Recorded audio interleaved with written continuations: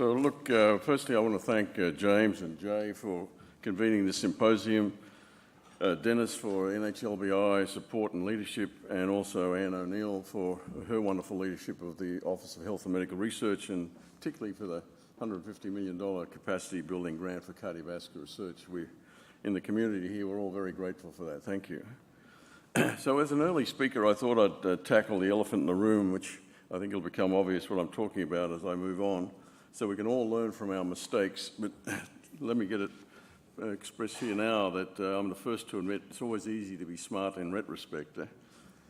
So, the reason we're all here is contained in this introduction to a review we wrote recently, which is that regenerative medicine aims to restore tissue, organs or body parts lost to trauma or damaged by disease or aging. Clinically, this represents an enormous challenge because mammals, including humans, display some of the poorest regenerative ability. A major goal of regenerative research, therefore, is to understand the molecular mechanisms controlling regeneration, since the discovery of a conserved regenerative mechanism could potentially provide attractive therapeutic targets for reactivating latent regenerative responses in adulthood or with aging. Unfortunately, in terms of cardiac cell therapeutics, we've had an unfortunate history. The recent announcement of the retraction of over 30 falsified studies has been disheartening. The premise of heart muscle regeneration by transdifferentiation of bone marrow cells by the use of putative adult resident cardiac progenitors has largely been disproven. And over the past 18 years, a generation of physicians and scientists has been chasing these approaches fruitlessly, and many patients have been placed at risk from these studies. Funding agencies have invested huge amounts of money. In the US, it's been estimated over $250 million in irreproducible work. Both academic institutions and the scientific community, including scientific journals, really are responsible for these troubling signals.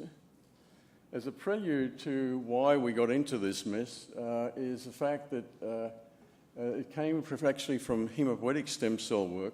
In the early 2000s, there was a prevalent hypothesis that adult stem cells are highly plastic and when transplanted into new environments can transdifferentiate into virtually any cell of the site where they're transplanted.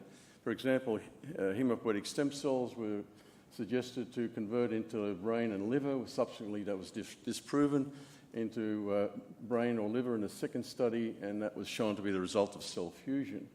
In 2005, when HSCs were transplanted into mice, there was no evidence of transdifferentiation into other blood cell types. And even in a parabiotic mouse study, there was no apparent transdifferentiation of circulating HSCs into non-hematopoietic stem cells, a study by Amy Wargas back in 2002. And at that time, in addition, papers were being rejected that showed that human fetal brain cells were restricted to regenerating the tissue from which they were obtained, which says a lot for the journals, actually. The heart, being an active regenerating organ, was possibly influenced by these HSC studies, as well as a 1996 study showing that transgenic overexpression of IGF-1 resulted in postnatal cardiomyocyte proliferation. These findings were based, I must add, on a single founder line. You probably couldn't get a study like this published today. Based on that, Anversa's group began to challenge the long-standing notion that the heart is amongst the least regenerative organ in mammals. Beginning in 2001, they reported that human heart displayed large numbers of cardiomyocytes, of mitotic cardiomyocytes, that circulating cells became cardiomyocytes based on a female-to-male transplantation, that bone marrow cells activated by cytokines enhance heart regeneration in mice, and that the injured heart can be robustly regenerated by transplanting bone marrow cells expressing c-KIT. Although the c-KIT study was based on only a single mouse study, it quickly led to a clinical trial that was reported the next year with positive results, and then to large-scale clinical trials worldwide, a number of which have been published in major medical journals. Although showing benefits of cell therapies, these were generally small, and any benefits could really be attributed to paraffin effects rather than to direct cellular contribution to cardiac muscle and both study design and data analysis have since been questioned. Moreover, lacking in all of these clinical studies was a mechanistic basis for any of the observed improvements in contractile function, and as I mentioned, in most cases they were modest. Also, to be argued a potential benefit paracrine effects that could be due to enhanced vascularization, reduced fibrosis, and or to pro-survival effects to enhance cell viability after myocardial infarction, rather than to any pro-proliferative effects of cardiomyocytes. In 2014, 3 papers appeared, 2 in Nature and 1 in Nature Medicine, which I think provided fairly convincing evidence that the transplanted bone marrow cells do not transdifferentiate into cardiac muscle cells. And despite this evidence, bone marrow transplantation studies continued and continue to this day, including a series of new trials using diverse cell types of autologous and allogeneic cells, including bone marrow mesenchymal stromal cells, adipose stromal cells, and putative resident cardiac cells. However, the rationale for these studies has shifted from transdifferentiation into cardiomyocytes to the secretion of paracrine factors, given the implanted cells are usually very short-lived. The nature of such paracrine effects, however, really remains unclear. An alternative potential benefit, namely immune suppression, has been suggested with the implantation of mesenchymal stromal cells, which are immunologically privileged in patients with LVADs. In these patients, you get immune cell activation and they get gastric erosions, and that seems to be favorably dampened down when you give mesenchymal stromal cells. In addition, a prospective double-blind, placebo-controlled clinical trial of intracoronary infusion of immunoselected bone marrow-derived mesenchymal precursor cells for patients with ST elevation myocardial infarction, the AMACE trial, is currently in progress and intends to enroll some 225 patients. The results of bone marrow trials, as I mentioned, have consistently been marginal, ambiguous or negative in showing impacts on cardiac function or patient outcome, such as mortality or rehospitalization. And studies with the most technical errors, it's been pointed out, are the ones that report the most positive findings, suggesting a lack of rigor that may have contributed to positive bias. And this comes from a paper from Nobar and colleagues published in the BMJ, where they showed that there are over 600 discrepancies they found in 133 reports of these trials from 49 trials. And they showed that in the ones that had virtually no discrepancies, there was an effect size on ejection fraction of 0.4% or minus 0.4%. And the ones that had the most discrepancies, there were effect size with average increases in ejection fraction up to 7.7%. And what did they look at in terms of discrepancies? They looked at discrepancies in design, they looked at discrepancies in methods and baseline characteristics, and they looked at discrepancies in results, as shown here. Subsequently, there have been 2 clinical trials which were carefully done, independent, double-blind, placebo-controlled trials to show no improvements in cardiac function. One was an autologous bone marrow-derived stem cell transfer in patients with ST elevation infarction. It's a double-blind randomized control trial of 67 patients who were given bone marrow stem cells 1 day after successful percutaneous coronary intervention for ST elevation MI. Mean global ejection fraction was 49 at 1 month, at 4 months in the bone marrow group, and 51.8, highly insignificant in the placebo group. In the second trial, called the BOOST trial, which was published more recently from Europe, involving 10 centres in Germany and in Norway, they looked at 153 patients given a high dose or low dose of bone marrow stem cells versus placebo post-MI for ST elevation MI, and they looked at ejection fraction by MRI, and their conclusion was that the trial does not support the use of nucleated bone marrow stem cells in patients with these ST elevation MI. We also did a trial actually looking at patients with severe refractory no-option ischemia to see whether GCSF mobilized endothelial precursor cells could be of benefit. We first did a safety trial, the GAIN-1 study, and then we did a double-blind, randomized, placebo-controlled crossover study, which is the design is shown on the lower right there. And although there was some suggestion of efficacy in the safety trial, when we did the double-blind study, and we looked at multiple measures, both subjective and objective, of response to ischemia, as well as MRI-determined myocardial perfusion, we showed no benefits at all from endothelial precursor cell mobilization. So, although clinical trials have continued, the Anversa group moved to promoting the hypothesis that really the benefits you're going to get are from using endogenous stem cells, which they said were c-KIT positive, the same marker that they'd used for bone marrow.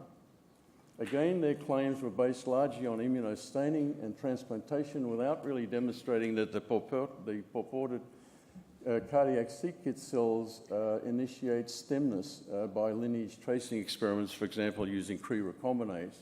They argued that adult cardiac stem cells, or CSCs, are inexhaustibly expandable and responsible for the large-scale turnover that they posited occurred normally in cardiac muscle in rodents and in humans.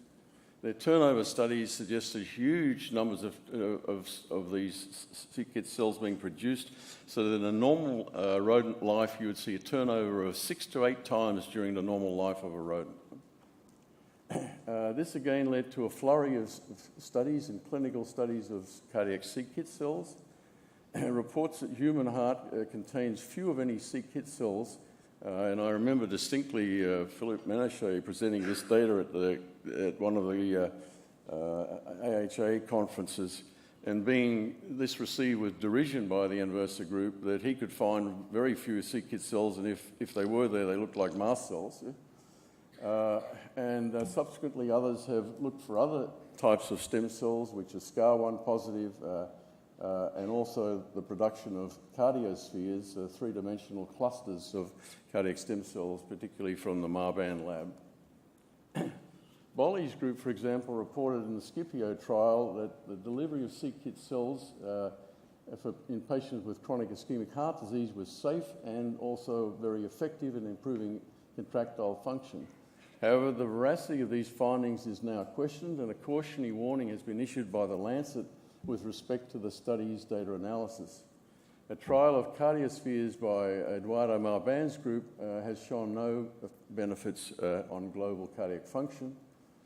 There's enrollment in a more recent trial called the CONCERT-HF study, which compares c-KIT cells, bone marrow, mesenchymal stromal cells, and a combination of both in patients with chronic ischemic heart failure, and that trial has been halted while the NIH reviews the scientific basis for the study. In addition to the report from Ménacher's group about c-KIT cells being largely mast cells, Lee's group Richard Lee has used a very powerful technique, multiple isotope mass spectrometry. Bergman's group have used radiocarbon dating, and Kuhn's group have demonstrated only very slow turnover of cardiomyocytes, about 1% a year, falling to less than 1% once you passed adolescence. Despite skepticism about cardiac stem cells having been rigorously disputed by the Anversa group, I believe there's now compelling evidence that from numerous laboratories that adult mammalian heart is bereft of cardiac stem cells that can mature into cardiomyocytes after injury and thus facilitate myocardial regeneration. This includes islet 1 cells, epicardial cells, c-KIT cells, SCAR1 cells, and even side population cells. There is some evidence that side population cells can fuse with cardiomyocytes and stimulate the proliferation, but not that they themselves can turn into cardiomyocytes. The latest putative cardiac stem cell are so-called Muse cells, multi-lineage differentiation stress inducing cells, which have been claimed to be adult pluripotent stem cells found in various animals and humans. However, like stap cells and vessels, which are very small embryonic-like stem cells, the data indicating the existence of these cells has been questioned. Others have suggested they don't exist naturally, but are created by the stress of isolation.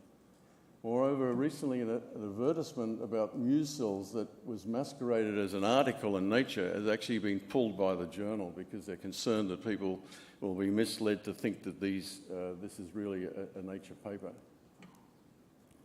So what are the lessons? How do we prevent future missteps? The facilitating factor in all of this, of course, is the large unmet need, and patients cry out for therapies.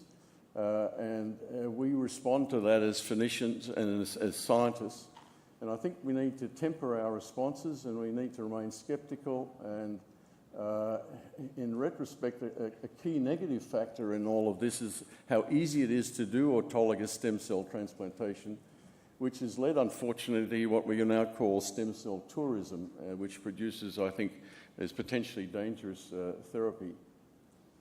It's easy, of course, to be critical in hindsight now that more vigorous methods are available, including, for example, genetic approaches such as lineage tracing rather than immunohistochemistry, which can produce spurious results due to cell fusion, high background fluorescence, etc. Major deficiencies in the scientific literature need to be addressed.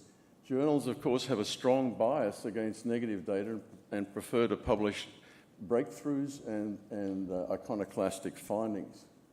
Moreover, there's often a conflict of interest which is not revealed in that often people are asked to review papers who are collaborators with the people who are submitting them. There needs to be full recognition of the multiple hurdles and complexities of cardiac stem cell therapies. These include identification of the optimal cell type, tractable in vivo delivery systems, long-term functional tissue formation, proof of concept large animal studies, conversion to scalable clinical manufacturing standards, quality control issues, etc.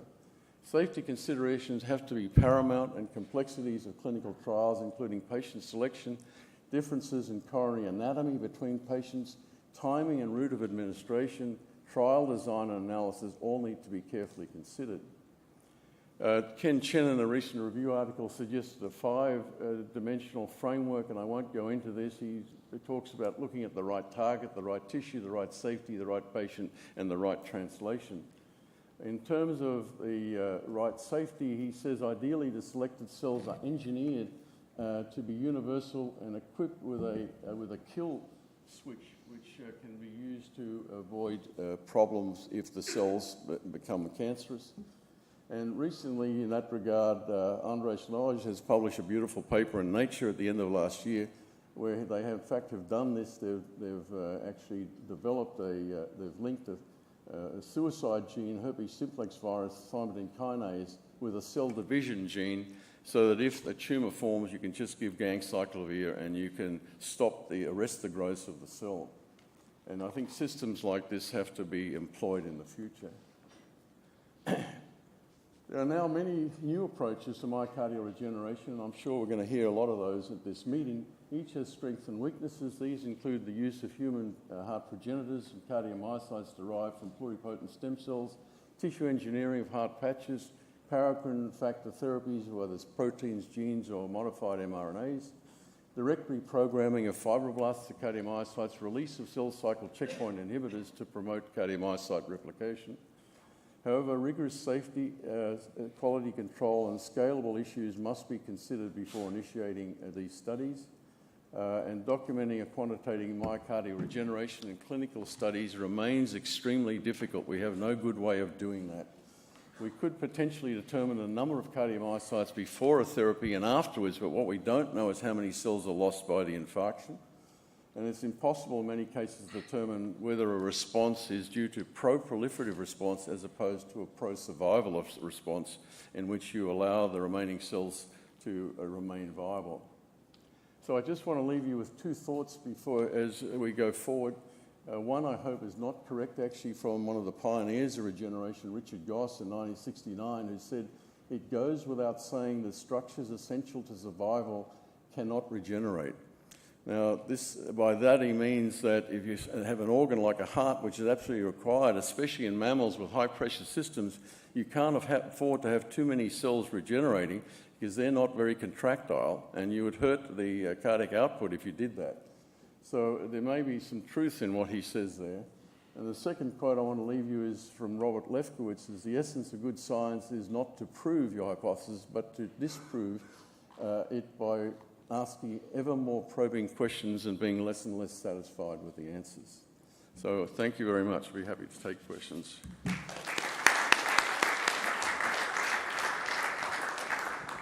Thank you, Bob. It's a great review for 25 years, and we have time for one question, and we probably need to discuss during the break. Any questions? So I will start a discussion with you. So the failure of cell therapy listed all these. So we see up and downs in the past 25 years. It's probably something to do with the adult stem cell. By definition, they actually not stem cell. None of the adult stem cell are called stem cell, but not really stem cell. That's why the regeneration failed. There's no evidence. And c-Kit is not a stem cell. Mesenchymal stem cell is not stem cell. So from regeneration perspective, because they are not really for the definition of stem cell, they cannot regenerate muscle. So lesson learned, going forward, we need to stay on the basic of the science of the cell. Stem cell need to be indefinitely new and differentiate to any cell type. If we follow these two principles, we probably can avoid many of these mistakes. All right, thank you. I think we should move on, and I'm delighted to introduce the next speaker, is Wolfram Zimmermann.